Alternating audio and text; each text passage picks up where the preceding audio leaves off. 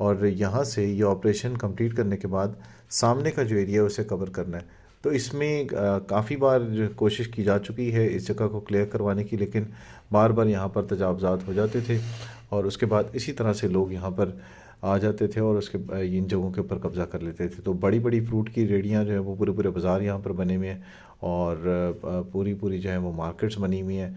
और यहाँ पर अक्सर लोग ये शिकायत भी करते थे कि रास्ता चलने का, पैदल चलने का नहीं होता और गंदगी के ढेर यहाँ पर थे, जिसकी वजह से यहाँ पर जब बारिश होती है और उसके अलावा भी इस सूरत हाल इस तरह की होती है कि गंदगी की ढेर की वजह से यहाँ पर मलेरिया और डेंगू का खदशा बहुत ज़्यादा होता है। यहाँ पर गन्ने की रेहड़ियाँ भी लगी होती हैं, सब्ज़ी और फ्रूट के ठिए भी होते हैं और बड़ी तादाद में यहाँ पर खोखे भी होते हैं अक्सर। और अभी आप जो देख रहे हैं सूरत हाल, ये कुछ भी नहीं है।